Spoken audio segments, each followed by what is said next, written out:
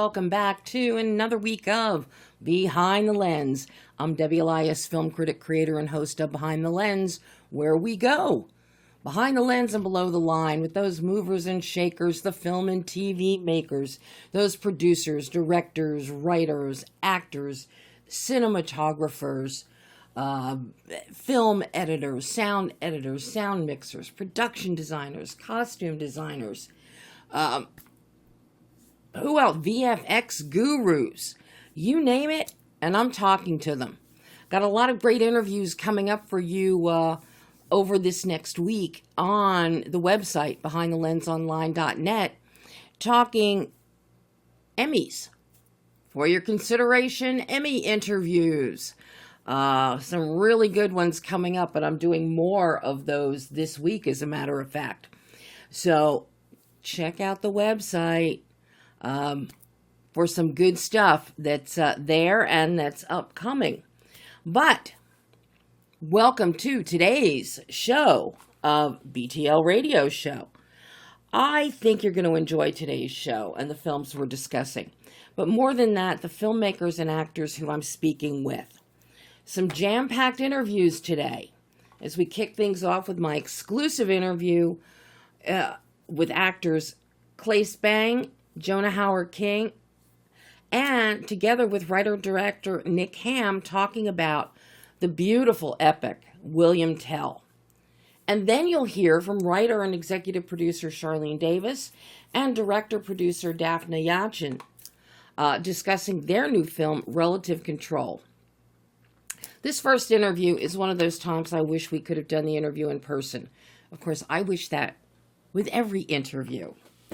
But in this case, these three gentlemen are so much fun, and I have such a wonderful rapport among themselves that I know that being together in person would have been an even bigger blast than what you're about to hear. I'm talking about CLAES BANG, JONAH HAUER-KING, and NICK HAMM, and William Tell. Written and directed by Nick, based on the play by Friedrich Schiller, they have beautifully married history and legend and brought it to life with an indelible, epic result. I'm sure you all know CLAES from films like The Square, The Burnt Orange Heresy, opposite Mick Jagger, of all people, who gives a wonderful performance in that film, The Last Vermeer, opposite Guy Pearce, The Bay of Silence, a real chiller, and of course, the Apple TV series Bad Sisters.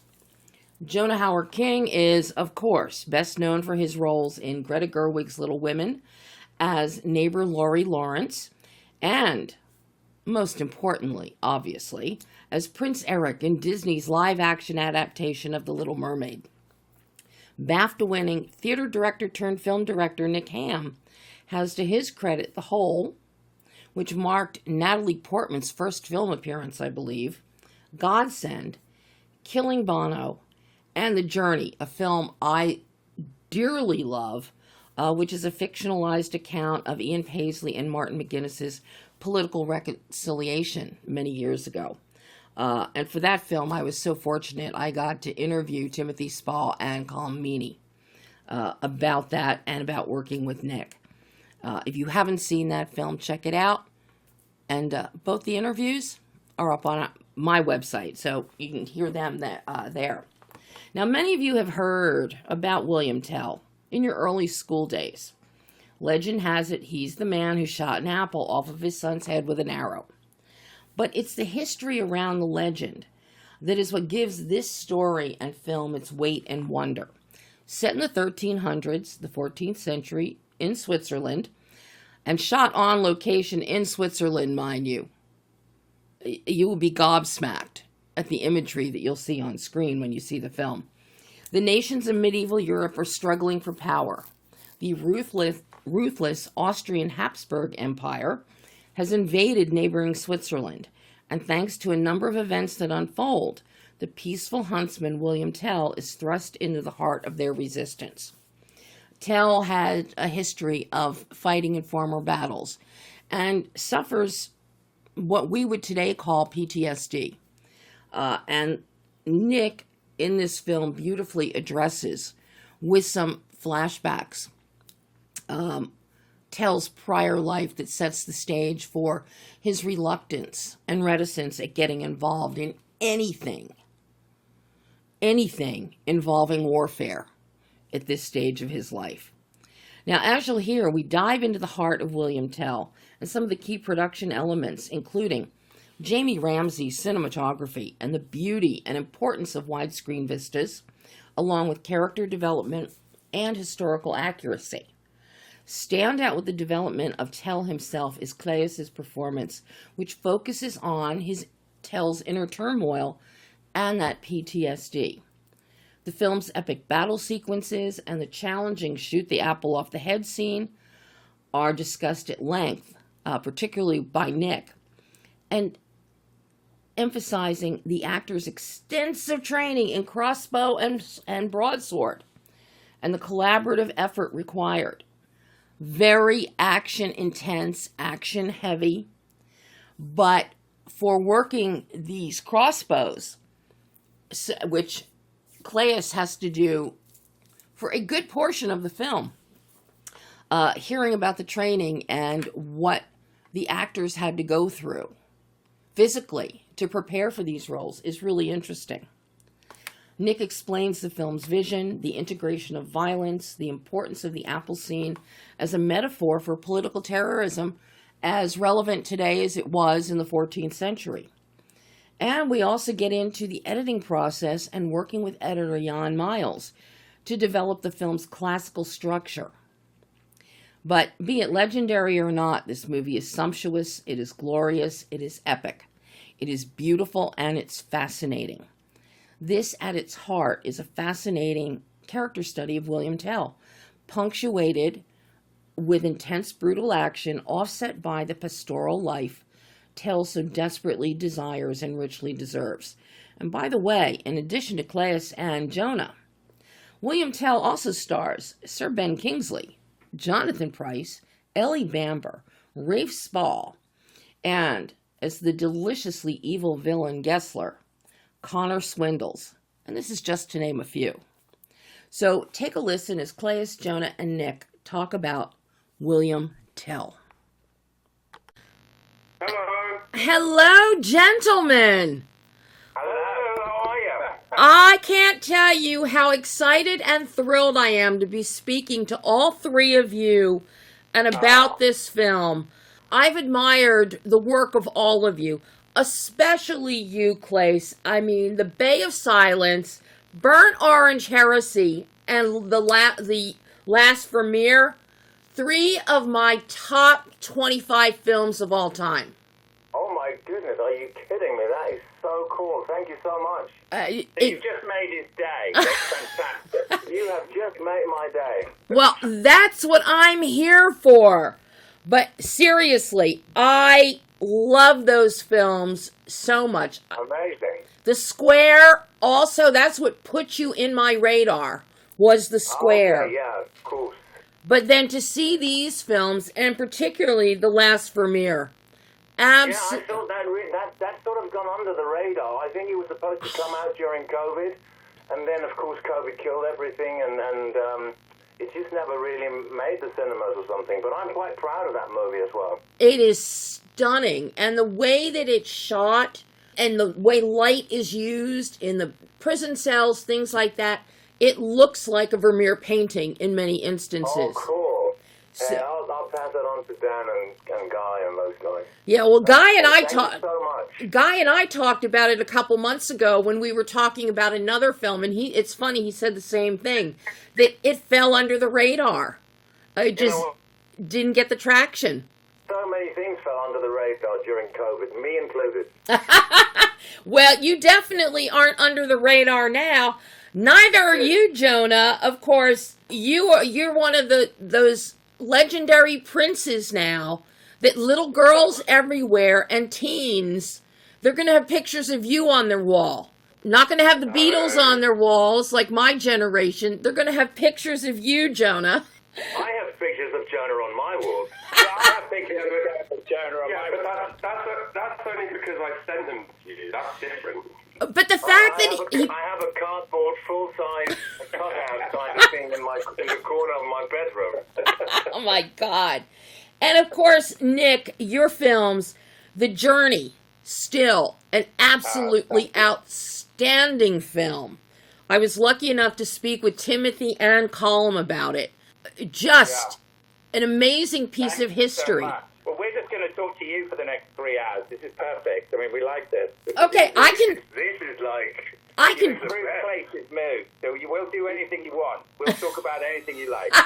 Well, I want to talk about another piece of history, be it legendary or factual, and that's William Tell. Gentlemen, this movie, number one, it is sumptuous, it is glorious, it is epic, it is beautiful, and fascinating.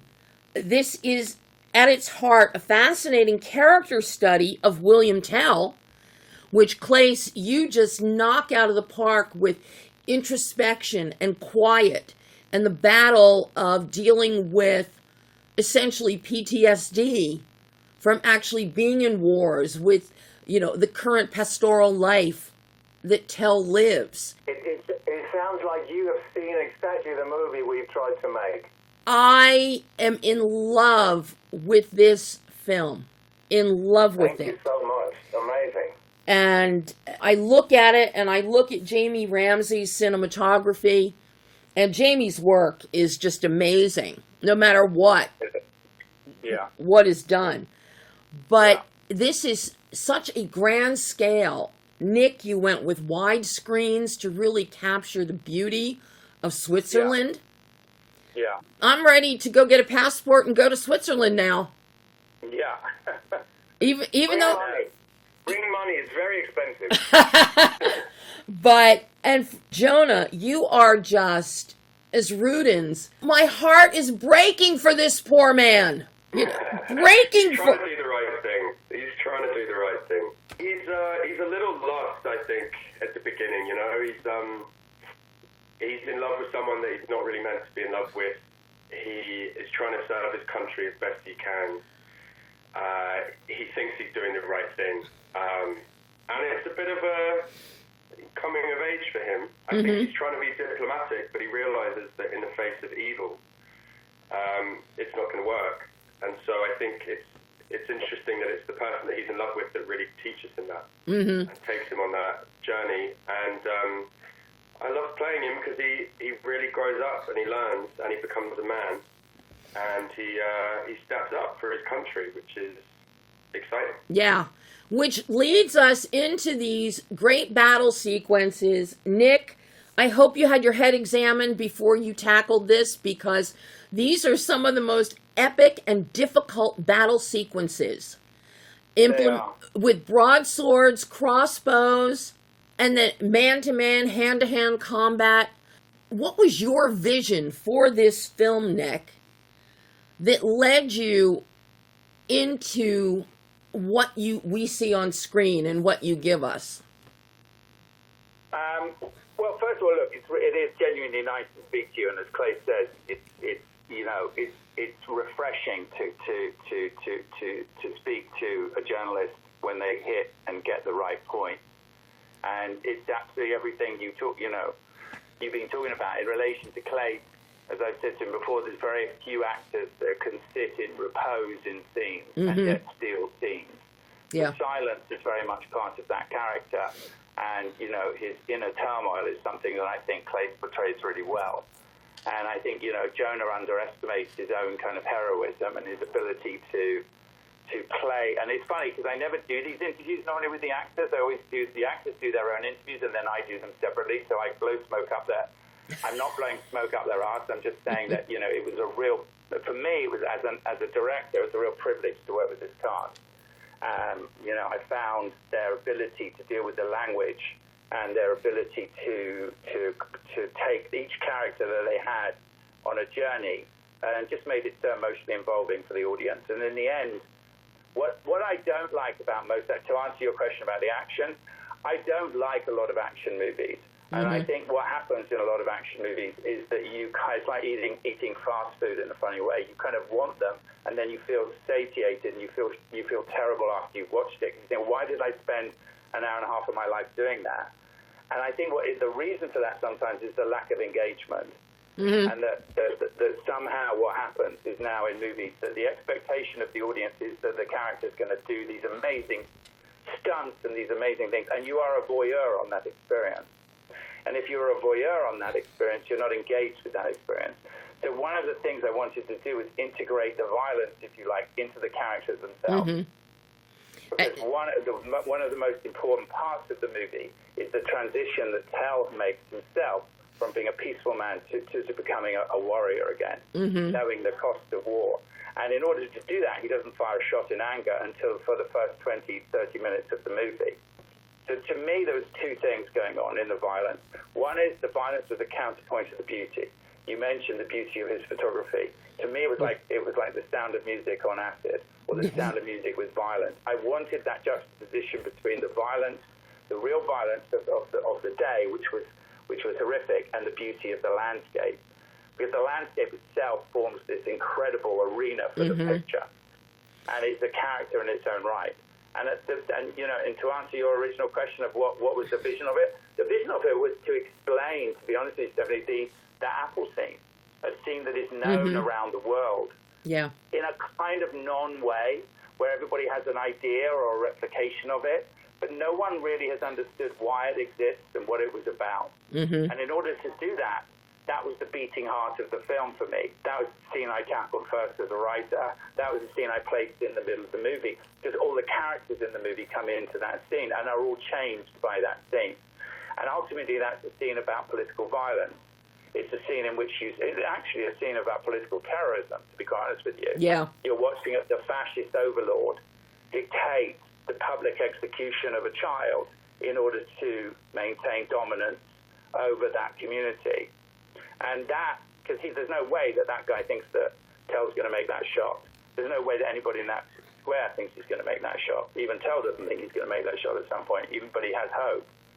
So I think that all of that led to, the main theme of the movie, which is a dissection and a debate of political liberty, what it means and how you fight for it, and what happens if you lose it, and the cost of fighting for it. And in our world right now, that's pretty pertinent. Extremely so, and it just speaks to the whole idea of the more things change, the more they stay the same. Because don't learn from history. Because this happened in the 1300s, 14th century, and here we are in the 21st century, and we're seeing doing the same thing. Same thing. Repeating the same behavior. Yeah, and something that really helps here with the message, with the whole idea of the political terrorism and the conflict, is your casting, and notably with Connor Swindells as Gessler. Yeah. Talk about a great foil for Tell and for Rudens. Wow. When you go for evil, you found evil. He was, they would both agree with you, both those actors, because they are that triangular relationship in the movie is essential. And and I think with Connor, he kind of almost comes of age playing this kind of character. There's very few actors that can play baddies with a real sense of swagger and charm, but also you understand their message. And I think he did it with a great sense of violence, but also a great sense of humanity. And I think that's what's important with all of them. I think they all did that, because that's what's engaging, There is great humanity. He's a very present actor, Connor, and he's amazing to work with because it feels so alive all the time with him. He's an extremely good-natured, good-hearted man, but as soon as you're in those scenes, something comes alive and he's menacing and he's frightening and it feels spontaneous, and it sort of makes your job across from him much easier because it doesn't feel... It just feels very alive in the moment. It feels like he's finding it there and then, and you're just reacting to him and listening to him. And it's kind of like he's a bit of a live wire in thought it was brilliant. But I also want to say that, I mean, I so agree with you, what you say about Connor, but I actually think it goes for everybody that was in this. I thought we were very, very fortunate to have like such a marvelous bunch of people work on this, and I think I mean, the whole Apple scene, we rehearsed that for days and days as a play, so that we all sort of knew how to support the scene best, because we were all there, and we all had to know exactly when we were on, and when now is someone else, I mean, making sure that the tension builds in the right way. And I just have never been with such a loyal bunch of people that just so work together to get to where the pressure is so crazy that you have to go and make that decision to shoot an apple off your son's head. But this is not something either one of us could have done on their own. Right. This was a team effort. This was everybody knowing their place and knowing exactly how much to put in when, so that the pressure would be built in exactly the right way. And I've never seen a group of people come together like that on a movie. It was really amazing. I have to say, Claes, as you say that, so much of this, the tension, everything that is building, we see on your face. You don't have to say a word. We see it. Jamie captures this on camera. And then it is so well paced and cut in the edit, that what Jan does with the editing, so that you are on... Exactly, but I mean, that's what I mean. I mean, this would not have worked if what I had to play off did not work. Right. So everything that I needed was given to me by Jonah, by Ellie, by Connor, by Sam, by everybody that, I mean, so there was really something there to react to. And I think, because we discussed this so many times, and I don't think we ever found the answer. But I mean, how do you take a decision to go and do something like that, to shoot an apple from your son's head? And I think what we arrived at was that the pressure just needs to be so enormous, the tension there needs to be like so mad that you all of a sudden, oh fucking hell, stop this madness, I'll fucking go and do this now. And that was at least the only sort of explanation I could find, that, you know, that we needed this pressure to build, and it did. And I think we all did a really, really cool job in helping each other do that. So I think, Claes, what you say is so true, and I think it's interesting to mention that, as they both say, this scene was so important to have the chemistry between everyone, and to know that everyone, that we were going to shoot it first up, and Nick made the decision, actually, you know, this is a scene that requires a level of connection, both antagonistic and otherwise, that we need to put this further in the shoot, because it's so heavily reliant on us all being on the same wavelength in different ways. So the whole schedule shifted. I'm right in saying that, aren't I, Nick? Yeah, 100%. 100%. We were going to... very good decision, absolutely. Yeah, because I don't think we'd have, you know, as any group, you know this business, Stephanie, we're all a bunch of gypsies, really. We all kind of come together like circus artists, perform, and then we all go on to different jobs. It's a very transitory relationship sometimes, these relationships in movies. And, you know, it takes a while for a group of actors to bed in, especially with this language, and to use the language in a way which is, and that was something that was very important to me. You know, the language of the movie was based and used from Schiller.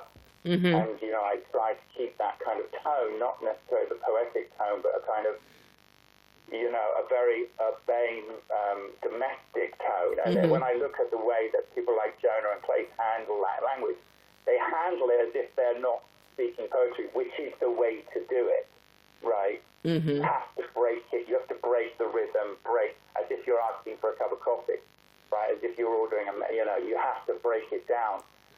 That would not have been possible on day one or day two. So, you know, it takes them a while for them as artists to get the rhythm of it and all the rest of it and find it. So I'm really glad you liked the scene as well, Stephanie, because it's an important scene in culture, you know. I hope it's a reference for future movies about, you know, how that scene should be played. It's absolutely fantastic. Now, because there is a lot of action here, and you don't walk around every day in your life and practice crossbows and broadswords. How much training did you guys have to go through? What kind of rigors did Nick make you undergo to ready yourselves physically for this film? We did a lot of crossbow training. We started like half a year before we started shooting, because I think obviously it's not so much about target practice, because I mean we're actually not releasing one single bolt in the movie. That would be too dangerous. Right.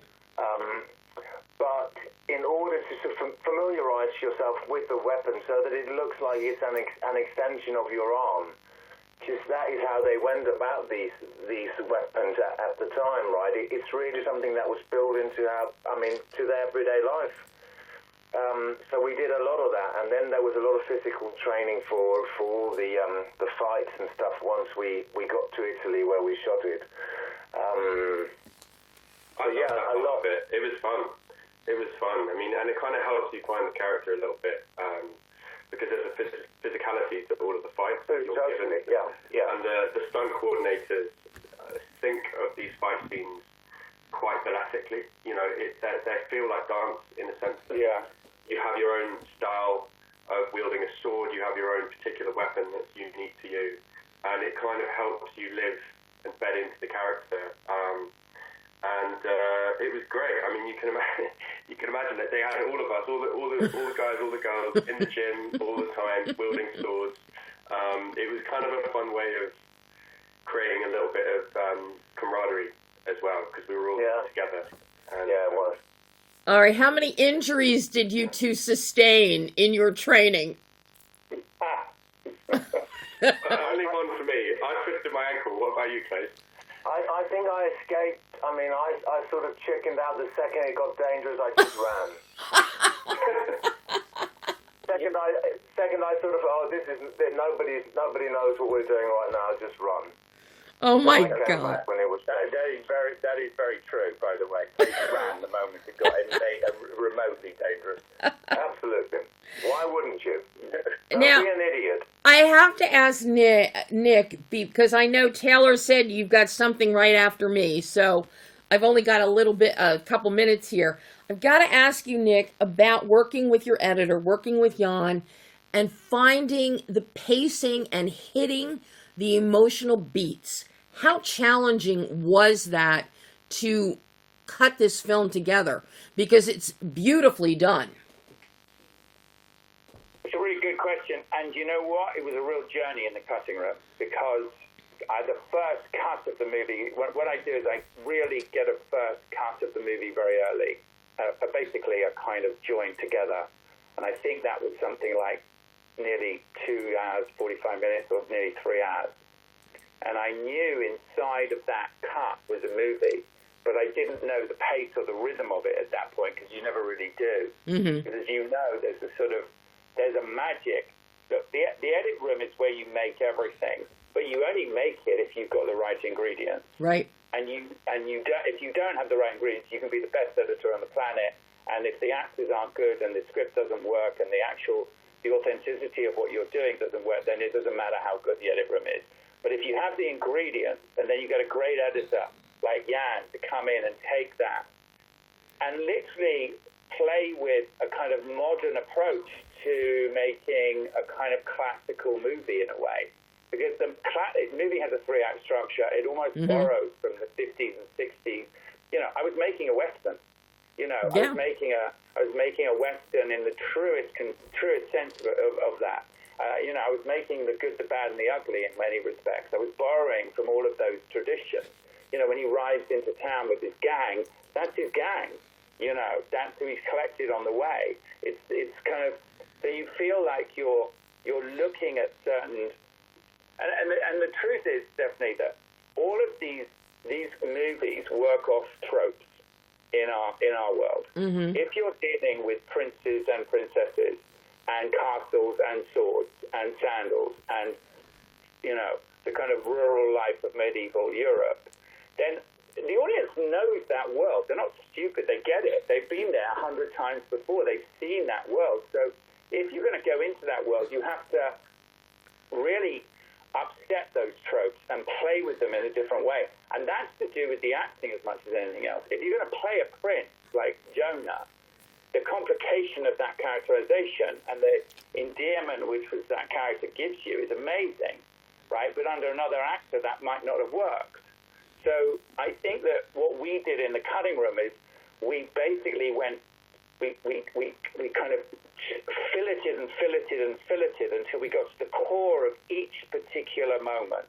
Mm-hmm. And then once we'd got that down and we got the movie down to an hour and something, we knew that we had to, and then I'd screen it all the time, Stephanie. I'd screen it, 20 people here, 30 people here, 50, while I'm in the middle of cutting, arbitrary people that I'd find, not necessarily in the business, from the tennis club, the golf, people's friends, anybody. I want to see what they engage with, and do they engage with the central story? Do they engage with the tragedy of this man having to go back to war, which is what William Tell is. Mm-hmm. This is a man who knows the cost of battle and has forced back into it and knows the cost in the future. Mm-hmm. Well, so I think you're just telling stories really, and the way they tell those stories is in the edit room is sometimes magical. It definitely can be, and trust me, for what I see on screen here, it was. Unfortunately, we appreciate it. Taylor has emailed me that I must let you guys go so that you can move on with your day. But why? I don't know. I don't know. I can't thank you enough for taking time to talk with me this morning about William Tell. Trust me, believe me when I say you have brought history and legend. You have married it beautifully and brought it to life with an indelible, epic result. I love this film. Thank you so much. That's very kind. Thank you. Very kind. Thank you so much. Thank you, guys, and I hope I get to speak with all of you at some point again in the future. Absolutely. We will. Definitely. Go have a wonderful rest of your day, gentlemen. Thank you. Take care. Cheers. And that was CLAES BANG, Jonah Hauer-King, and Nick Hamm talking about William Tell. William Tell is currently in select theaters in the top 30 markets across the U.S. If it's in a theater near you, I can't recommend it highly enough. See it, see it, see it. This is a film made for the big screen. And it's just so wonderful. And some of the eye candy there isn't too bad to look at. Now we're going to shift gears as we dive into Relative Control with the women behind this gem, director DAFNA YACHIN and screenwriter CHARLENE DAVIS. Relative Control is the story of a middle-aged type A attorney as her life spirals downhill, mind you, as she juggles her handful of an ex-cop father, a forgetful mother, an unemployed adult son, a reignited romance, and a hostile takeover in the biggest corporate control battle of her career. Beautifully, the film captures the humor, heartbreak, and chaos of balancing family caregiving and career with poignant authenticity. This is something we don't see that often on the big or small screen.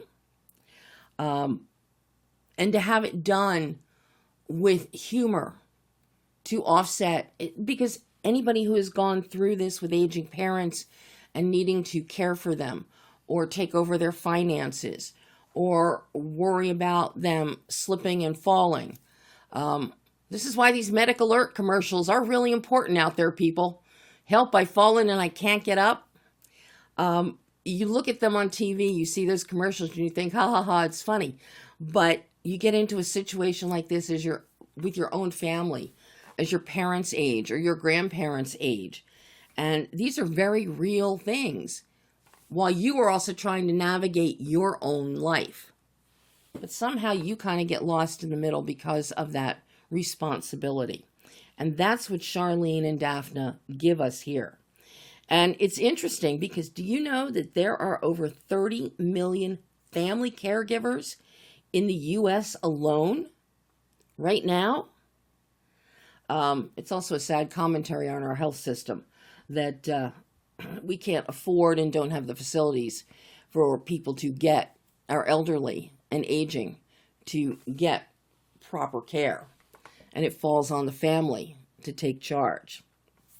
The film stars Terry Polo, who is wonderful, as Sarah, the middle-aged type A attorney. Terry is so adept at physical comedy and exasperation. Any of you from Hallmark, from Lifetime, but primarily Hallmark movies, you have watched Terry mature over the years on screen and gone from the bright-eyed, wide-eyed, hopeful romantic to now being middle-aged and playing a character that has to deal with aging parents and a lazy adult son who doesn't want to work. Joining Terry in, I think, one of the biggest roles of his career is Patrick McDade. He is so good. When you see him, you will recognize him, a great character actor. Philly area. He's been in Mayor of Easttown, Concrete Cowboy, which was a story of the Fletcher Street stables in Philadelphia, Paterno, and a few other fun things that he's recognizable in, such as Mighty Max, which also co-starred David Boreanaz and Carla Gugino. But as you're going to hear, Charlene and Daphna break down the film from script to screen. Written by Charlene, the script, her first, after a decades-long career as an attorney and a federal prosecutor. She stepped away from law and has gotten into screenwriting. This is based on her personal experiences, and it was developed over a few years and speaks not only to the challenges of caring for aging parents, but caring for yourself as time marches on and the responsibility for caring for your parents overtakes one's own life.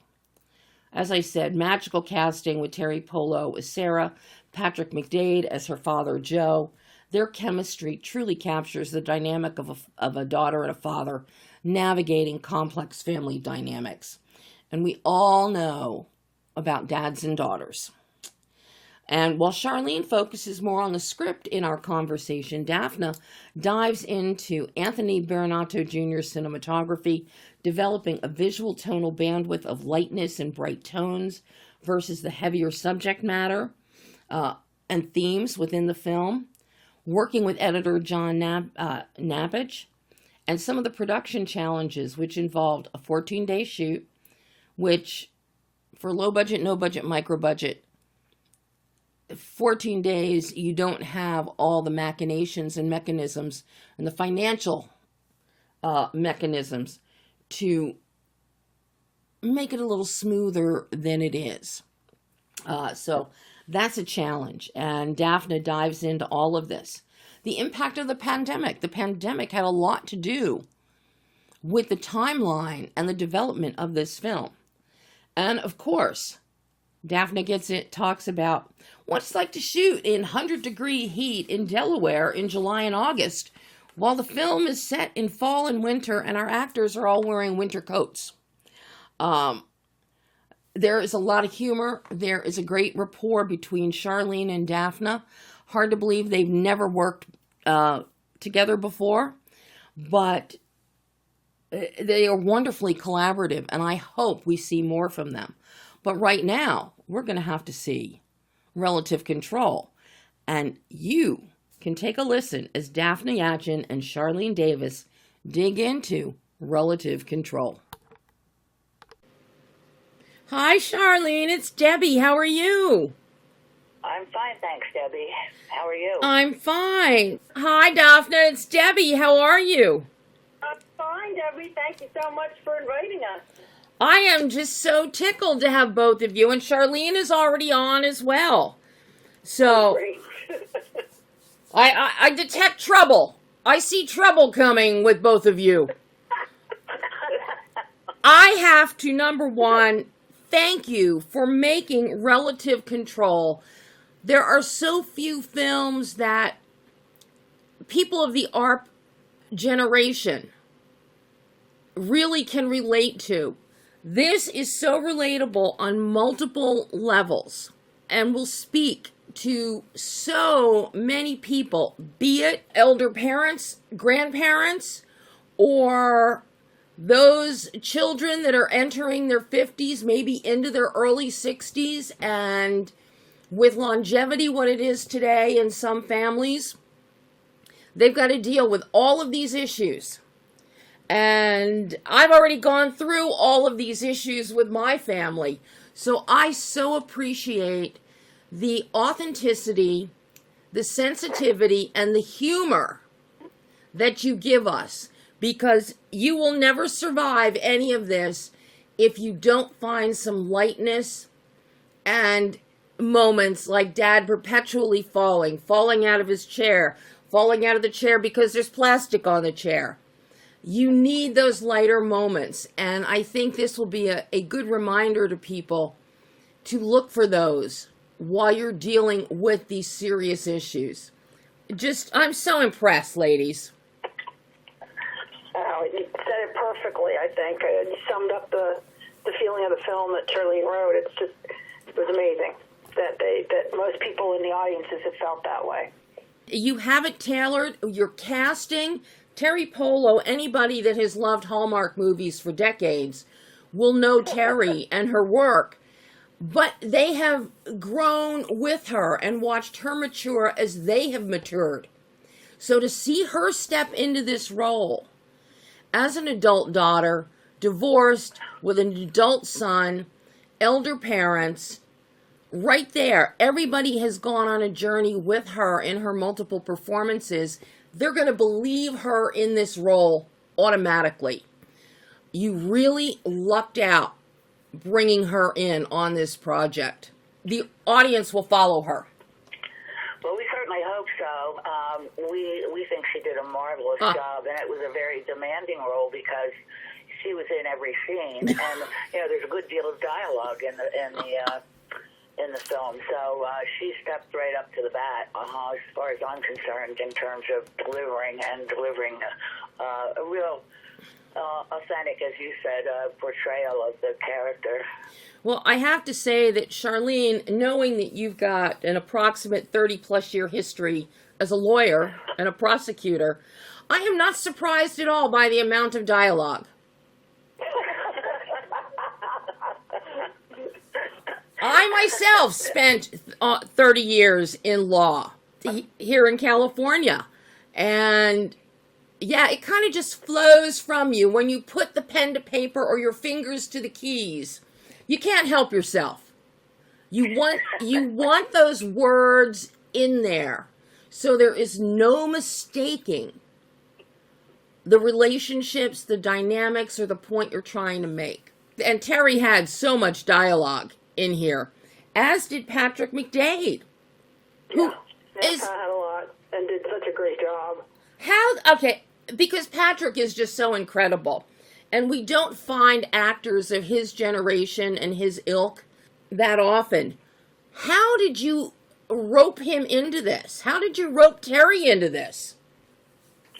Well, we used Heary Loftus casting in Philadelphia. Diane Heary worked with us in particular, and she was able. We were fortunate in a weird sort of way. We were delayed. We were casting before the pandemic, and then we had to go into a neutral mode because we couldn't go forward with the film at that point in time. And we were looking at other actresses at the time. And then when we came out of the pandemic, Diane picked up and she sent the script out, and Terry got it through her agent and really liked it, and met with telephonically with DAFNA. And they established a good rapport, and so she signed on. And Patrick is actually Diane Heary's husband. And she had I tell this story. I'm not sure if Pat appreciates it, but before the pandemic, she had sort of laughingly said, "Well, my husband Pat might be good for the role, but he's kind of young and but he's not aging well." So anyway, Pat had been in a number of roles in films that were filmed in the Philadelphia area, and so I watched them, but he did look kind of young at the time. But as they say, the pandemic sort of aged us all, I think, and I watched him in Mayor of Easttown, where he had a supporting role, which was pretty significant. And I thought, oh my God, he might really fit the bill now. So Daphna and I asked Diane if she would have him audition for us, and he did. And we were both really, really happy with what he did in the audition, and absolutely thrilled with what he did with the movie. I was thrilled because we were looking at other people, but I had known Pat for years, and there was rumor, oh, he's retiring, oh, he's this. So it was so thrilling to be able to work with him, because I knew him on the side from teaching acting and doing other things as a commercial and doc director in the Philadelphia area. And so it was just, I was beyond I'm still beyond myself every time I see him, because he's such a delight to work with. And the chemistry between him and Terry Polo was just fantastic. I mean, you couldn't have asked for anything better than to see them as father and daughter. They just were able to carry that movie with their chemistry. No, the two of them are absolutely amazing. And I've seen Patrick in so many things, going back The Mighty Max, which starred David Boreanaz, or Concrete Cowboy, about, our beloved Fletcher Street Stables. No, I'm very familiar with Patrick's work. So to see him in a role this big, it's a real treat. I agree with you, because he's just so fantastic. So it was quite a joy to be able to work with him, and he's just so easy to work with, and he just makes every scene he and Taylor were just able to take it to each scene to a great emotional length, and very funny. And we had such a short amount of time to film, so filming and basically principal filming in 14 days, and then additional pickups within 3 days, and the two of them were just unbelievable within takes to be able to do, you get 2 takes with that short amount of time, and they were able to really make it their own.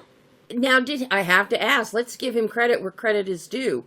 Did he do his own stunt work with driving Speedy? And, was he pulling a June squib and doing his own stunt work and falling out of an easy chair? He was great stunt work. It was hysterical, and he was, like I said, that's why I keep saying he was such a good sport. I think our favorite story is one night we thought we were finished torturing him, making him fall and fall again and slide on the plastic, and you'll see in the movie the different stunts that he pulled. But all of a sudden we had one of the costumers turn to us and go, oh my God, I had him in the wrong wardrobe after like 4 spills on something. And I had to chase him down in the street because we dismissed him and just beg him. I'm like, I'm so sorry, this is the wrong shirt. That was he, again, so pleasant about all of it. Sure, I'll do that again. As I'm watching Patrick, as Joe, and I'm watching him in Speedy, I could not help but think of June Squibb in Thelma, and June's absolute glee and insistence at driving the motorized carts herself. So, it just tickled me. But yeah, the chemistry between Terry and Patrick is absolutely amazing, because this is a low budget, no budget, micro budget film, as 90% of the indies out there are. Did you have the luxury of rehearsal time so that they could establish this wonderful rapport with each other? Absolutely not. We had one meeting for 3 hours, and the cast got together, and Charlene's old office, her old firm was so gracious, and Charlene had a deal she can tell you about where we got to at least film in her old law office. And basically they had 3-4 hours and that was it. God. Oh my God. Charlene, it is wonderful that you could actually leave your law firm and still be invited back to use the premises as needed. So I'm curious how this script even came about. here you are, you're in law, you're in civil lit, you're moving along, and then it's, okay, I'm moving on to the next phase of life. So you move on and you write this incredible script. What was the impetus for this specific story? And then how did you leave the door open to go back to the law firm and use its facilities?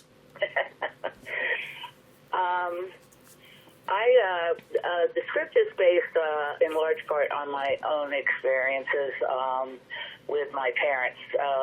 There are embellishments. There are also elements of the storyline that I heard from other people's experiences with their parents. There are made-up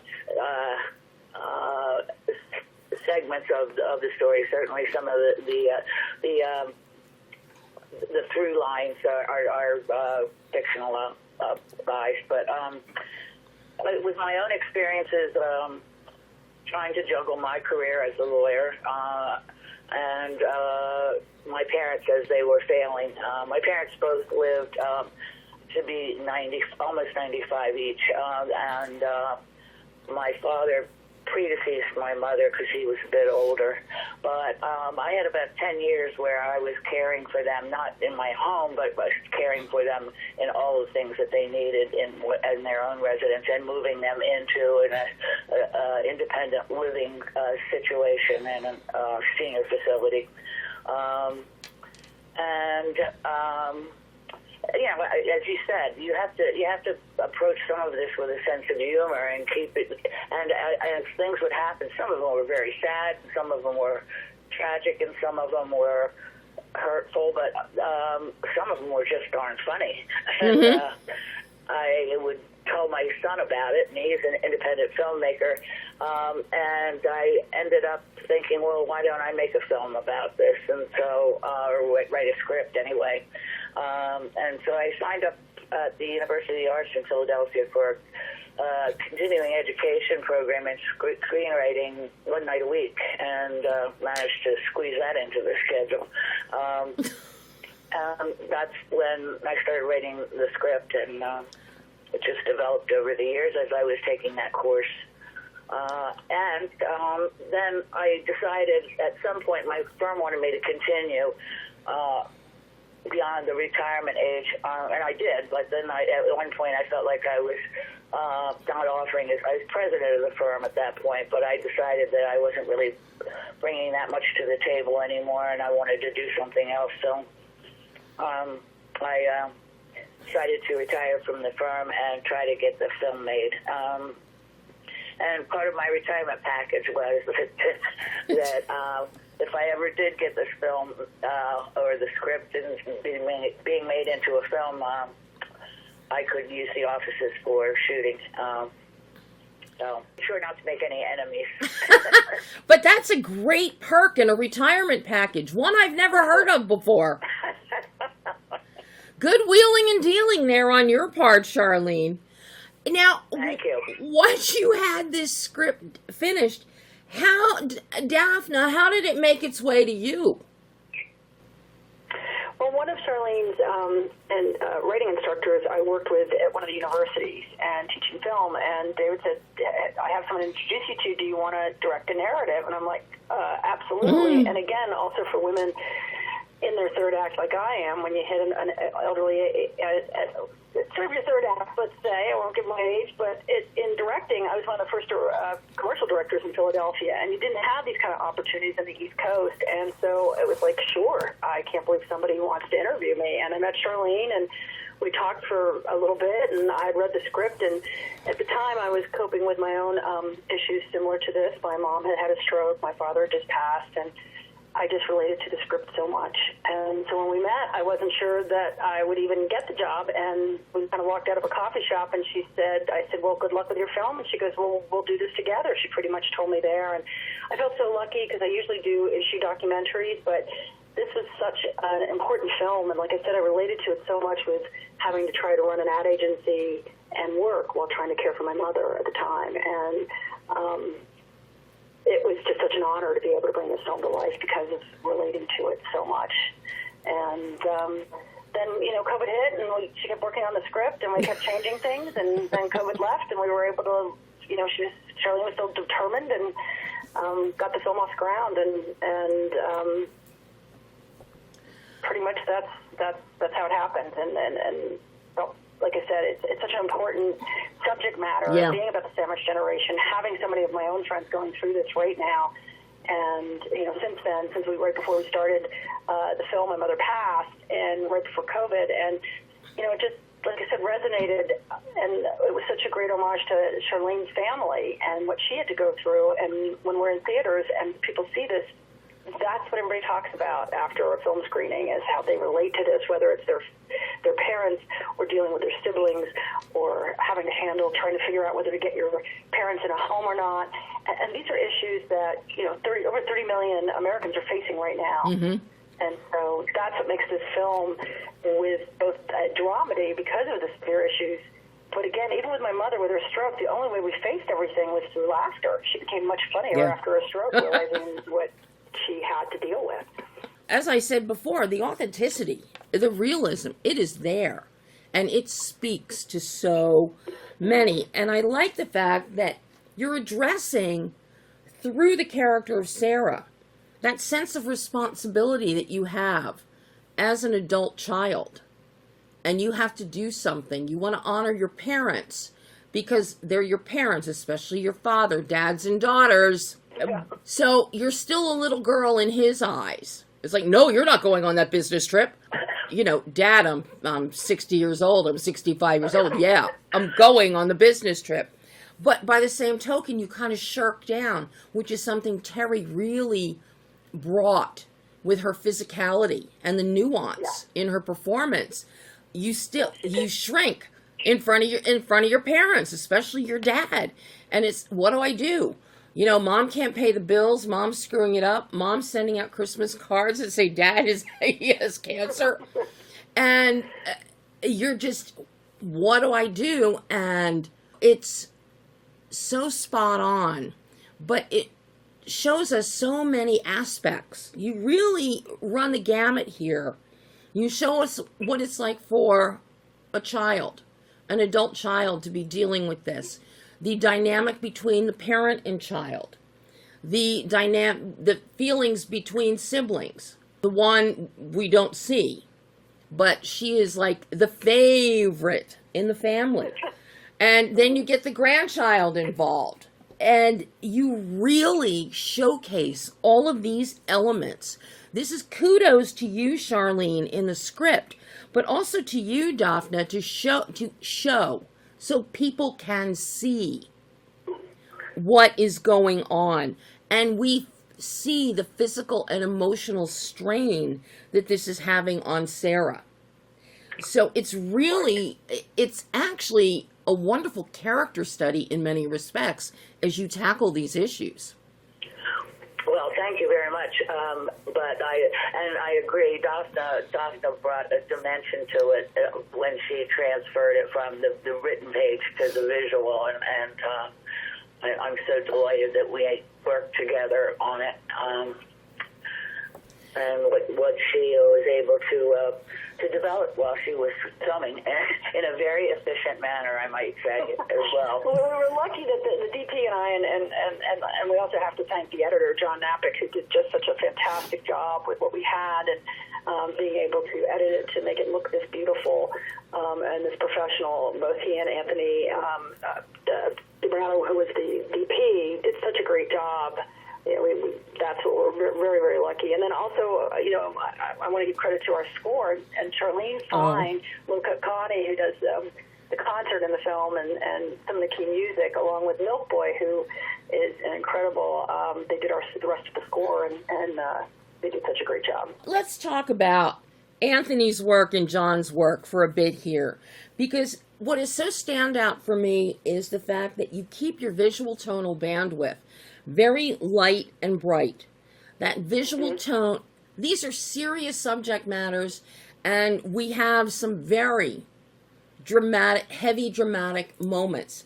But you very smartly keep your visual tonal bandwidth light and bright, so you don't bring the audience down, or you don't shroud the film in death, so to speak. No, I think, and thank you for noticing that. We really did. I think we only had one issue when we had to shoot day for night in one of the dating scenes, and we were trying to still keep it light when we had to, like, plastic an entire window that was, like, 30 feet high in Sarah's house. But that was kind of the goal, is to keep it light until certain points in the movie when we knew it was so definitely serious, and we were just concentrating on the father and Sarah. And I think Anthony did a great job, again, because you're moving so quickly with an indie film. And our locations, Charlene got most of the locations, which is amazing for a first-time executive producer, writer, to find a lot of the locations that she did. That's so unusual. And so that really helped save us time and helped keep that from the doctor's offices to the law firm, and even the house, Sarah's house. It was Charlene's find. And where were these houses? Sarah's house is stunning. And boy, I don't envy you for having to do day for night, night for day with those windows. Let me tell you. Believe me, I think it was the only time I'm usually pretty calm, but I thought I was going to lose it for a moment. I don't. I was like, okay, well, thank goodness we had such a great team that the grip went, I will fix this. And he was just amazing. They just were fantastic, being able to figure out how to continue the facility when we had to shoot there during the day. Where did you find that house, Charlene? That house was is owned by the fellow who was, in fact, my junior partner, and it's his home, and he offered it when he knew I was going to film. But the interesting thing is it changed, though. It would look differently when we scouted it, and when we went back to shoot, they had redecorated the house. So we were like, okay, now we've got a different palette here. Yeah. Oh, my God. And we shot most of it in Delaware, in northern Delaware, in the area of Wilmington and its outskirts. And there are not many films that are shot in Delaware. And so everyone was so incredibly generous. We got most of our locations for free. Because people were excited about the fact that it was being shot there. And actually also other local favorites. Terry Polo was born in Delaware and lived there through high school. But then she moved to New York. But I knew it was on the East Coast, in large part due to the foliage, because I'm from Philly. So I know East Coast foliage very, very well. For me, that's always a giveaway, but I'm looking at the house and I'm thinking, wow, this is so mainline Philly. So with the architecture on the outside in particular. So I was curious. But yeah, Delaware, you're going to get the same kind of look. Because everything settled around the same time, and architecture developed over the years in similar fashion when it came to stone and things like that. So, but that house is gorgeous. You really did get some nice perks in your retirement package, Charlene. Wow. Your retirement, the gift that keeps on giving. Right. Now, once you had this shot, and I do have to say, Daphna, I love the visual grammar that you and Anthony have with your framing. You generally keep us in two shots. You never go into extreme close-ups. No ECUs at all, which is fantastic. So that it's interesting. We don't do the ECUs until sort of toward the end. Yes. But in the beginning, and part of that is really a matter of timing, and it wasn't something it was planned, but we only to move quickly because you still want to be able, especially in the conference scenes, you have a lot of people to cover. So, with 6K now and 4K, you can push in. And that was Anthony's theory. Believe me, John wasn't that happy with it, so that's what's so interesting. Because I want to be closer, and you need your lenses to do that. So it is a compromise when you're shooting this quickly between everybody to figure out how we're going to get this done and how can we still establish a look. And, it's everybody compromising to get it done. So I think that, part of that was was understanding one of the difficulties for us also is we were shooting a fall scene that we're supposed to go into Christmas in the heat of August, where we had temperatures up to 105 degrees, people wearing layers and layers of coats and having to give them breaks so they didn't pass out. Yeah, on 105 degrees plus the humidity factor back east. Yes, you remember that part. Ah, I know it well. I know it well. Now, once this got into the hands of John, what was the editing process like for the two of you? Well, John and I are like an old married couple, and I think his wife doesn't mind if I say that. We've worked together for over 30 years, so it's fun because we play off each other really well. And John just has such a great sensibility. He knows film history like nobody's business. He had his own podcast for a while on film history with a friend, and his just sensibilities to bringing this to the film, it just is unbelievable. He really understands the pacing.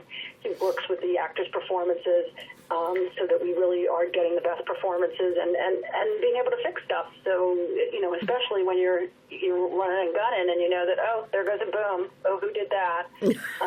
John is really good at fixing it. And he used to be a color grader, so his sense of being able to colorize and still use this was what really helped a lot. I mean, he did. I think he actually ended up doing the color grading for this film and did a great job with it. And sitting with him and being able to discuss, what scenes are we giving up, what are we keeping in, and which angles. And like I said, he would prefer more close-ups, but it worked really well. And he's an amazing editor. I love the way the film is cut. I love the way it looks. I do love your color palette overall. It's a very easy-going color palette. Has a beauty. You've got a lot of blues in there, various shades, especially with Terry's wardrobe. The further we get in, the more casual she gets as Dad gets more serious with more falls, and she gets more frenetic and frazzled. Right. And also keeping those not so dark, but when you see her getting sort of frazzled in her own home, and that was an interesting scene. We worked through that and how we were going to do that quite a bit. Again, also because of the time of day we had to shoot, what was this going to look like? What were we going to do? And for me, because of being a director, I love montages. So I actually prefer when people don't talk because I think that evokes a lot of emotion. I don't think writers like to hear that, but to me, silence is beautiful. And Charlene and I, that was fun working with that as well, is trying to figure out, what part of the scripts can we give it room to breathe? And I think that's where the director and the writer, and a lot of times writers, we used to joke with Charlene, writers aren't even allowed on set, but it's her film. And so she was so easy to work with and really, she'd say, nope, this has to be said, but then she allowed the actors to Terry said we do one take is on the script and one take let it ride. So that's where a lot of that came from, is combining the two. Well, I have to say that the bedroom scene with the overhead shot is so stunning. That is so stunning. Because we really see, and the way that Terry is wrapped in the blanket, cocooned on her side of the bed, and the distance between Terry and Michael. Yeah. That speaks so loudly. And then when we go into a montage, I personally love montages as well. I don't like them when a director relies on them for an entire film that's 2 hours long, and it's montage after montage after montage after montage. Then it's a bit like, okay, did you write a script? But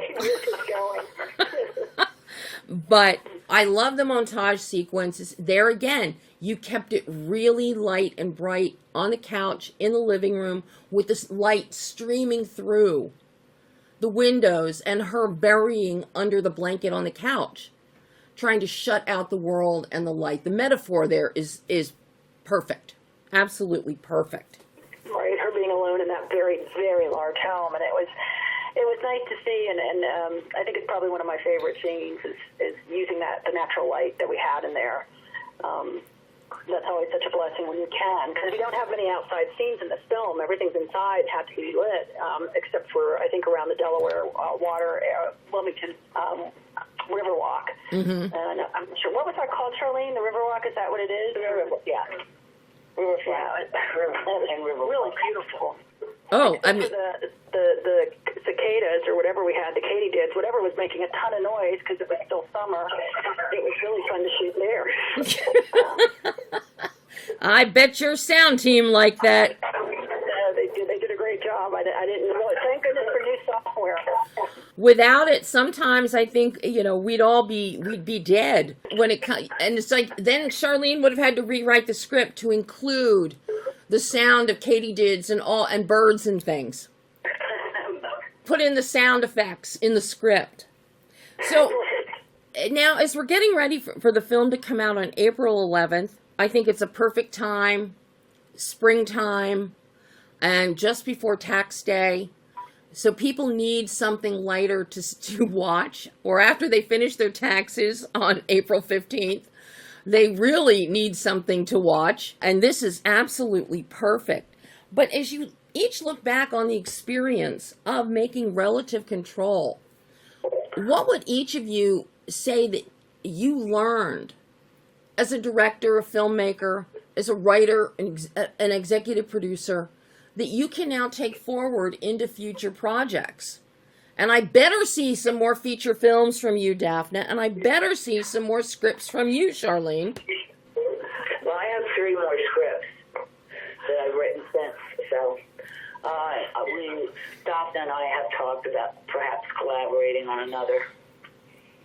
Yeah, and I'm working right now on a feature doc and series out of your neck of the woods called Alexander McClay Williams, about the youngest African American to be executed in Pennsylvania in 1930, and how families have come together to overturn that case. And now it's going to be probably one of the precedent-setting reparation cases in the country. Mm-hmm. So a little bit more serious, but and it's sort of a combination of reenactments and docu. So that's what I'm working on now. But I'm hoping that Charlene gets out her next script. So now, but what did each of you learn about yourself? For you, Daphna, as a director, and doing a narrative versus your usual documentary styling, what did you learn that you can take forward into your future films? Hopefully more narratives for you. Yeah, well, I did commercials. I've done probably about 80 national commercials, and so that really helped a lot. Your features kind of these longer commercials in these moments. So, but for me, it was really, it's just you have to love a project, and that's what people always say, what's your best project? It's the next one, and you have to love in the moment what you're doing, and preparation. We had that time to prepare, and collaboration. Those are the 2 things that are the most important in any filmmaking to me, is preparation and collaboration. And Charlene, what about for you as a screenwriter? Your first script made it as a film. What do you take away from that for the future? Well, I think I've taken away a few things. First of all, often people ask, how did you go from being a lawyer to a screenwriter? And I think when I reflect on it, I've always been sort of a storyteller. I mean, lawyers are storytellers. Mm-hmm. If you're a litigator, you're telling a story to the court. You're telling a story to your clients. They're all factual, but they're still a story. You're doing a narration of some sort. So I guess reflecting on it, I realized that was the case. I was even telling stories on my brother when we were little. So it was a sort of, in some ways, weirdly a natural evolution. I knew I wanted to write when I got retired, but I didn't know how. What format I wanted to do it, but I sort of found my way there. The other thing I learned an immense amount of information about just the filmmaking process that I had no idea of. And so it's been a huge learning curve for me. But I also learned that it's an exciting process, and it also is one which has, fortunately for me, evolved into some very good friendships. And I feel like at a time in my life when so many of my contemporaries are having their lives sort of narrowed or get smaller, mine is getting bigger, and I like that a lot. So I guess those things are more personal than actually objective learning things, but those are the ones that I cherish. But the wider your world becomes, Charlene, the more you can incorporate into your script. True. That's true. Very true. I think if you are a storyteller, you have to be like a voyeur. You're very observant about other people and the dynamics and what's going on with people. So that's true. That's why it's important to keep the world wider. Mm-hmm. Or just go sit in the corner of your favorite bar and just watch the interaction of people as you sit there hidden in a corner. Yeah, I make up backstories for people. Like if I'm in the airport waiting for, and I'll watch people and then I make up backstories. Oh, I like that. Oh, well, ladies, one thing I hope is that the two of you do team up and collaborate again, because I think your collaboration on Relative Control is successful, it's entertaining, it's enjoyable, and at the same time puts a mirror up to some of us and lets us really examine what happens when life goes on and you get older on multiple levels. Yeah, I think they're just stories that are important to tell. They really are, because we still see so many young things. And I find myself now loving so many of the programs that are, that are about people over 50 and interesting things they do and the interesting characters. Yes. I'm so happy to see people over 50 and 60 actually getting some meaty roles and meaty shows to bite into. This is what happens when we get older and the world gets older and lifespan increases. Although from a legal standpoint, the average life expectancy did drop, I think, 2 years to the mid-70s over the past few years. But there are all those 90-year-olds, 100-year-olds now. So we need something that shows us that. And you do a wonderful job of that. Absolutely wonderful. This has been lovely getting to speak with both of you today. And I hope I get to talk with you again in the future, either together or on separate projects. Oh, thank you. We hope so too. Oh. Thank you, Debbie. Thank you for inviting us to speak with you. We really appreciate it. An absolute privilege and a joy. And hopefully we'll chat again sooner rather than later. Yes, I hope so. Ladies, please go have a wonderful rest of your day. Thank you. You too. Okay. Bye. Thank you. Bye-bye. And that was DAFNA YACHIN and CHARLENE DAVIS talking about Relative Control. And dare I say, it's not a bad third act career for Charlene. A wonderful collaboration between these two women, and I hope we see and hear more from them together or with individual projects. I know we'll hear more from DAFNA. She's been around for over 2 decades as owner of Lunchbox Communications, a digital media firm, TV, film, commercials, educational programming, multimedia. DAFNA has been around and will continue to be around, and I hope that Charlene, now that she has dipped her toe in the water, will be giving us some more entertainment in the years to come. So, Relative Control, it released on April 11th. It is out now digitally. Check it out. I think you'll enjoy it. There are a lot of laughs in there, while also including important themes. So, that is all the time we have today. I think we went over again. For more interviews and insight, make sure you head on over to BehindTheLensOnline.net, as well as to our YouTube channel and all the usual suspect podcast platforms. Miss an episode of BTL Radio Show? You know, we're in our 11th year now. And every single episode is on the website. So, if you have missed any, go back and check them out. Especially, there are a lot of interviews, a lot of reviews in there with talent when they were first starting out, with directors when they were first starting out. And over the past 11 years, had a chance to go back and revisit with a lot of them as new and bigger projects have come forth. So please do yourself a favor. Go check it out. You'll be entertained. Maybe get a little education and insight. And as for next week, it's that time again, people. TCM Classic Film Festival opens on Thursday the 24th at the TCL Chinese Theater in Hollywood. Our headquarters is at the Hollywood Roosevelt again. The lineup is now released. Still waiting to find out who all is going to be on the red carpet. I will be.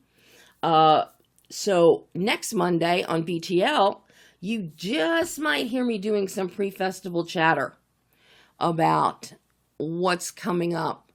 And because tickets are still available, and you can always get individual tickets or go on wait list for films.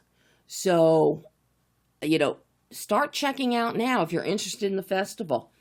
Go to the TCM website and you'll get all that information, and start picking up some tickets. But so next week I undoubtedly will be talking about TCM Film Festival and what to look forward to.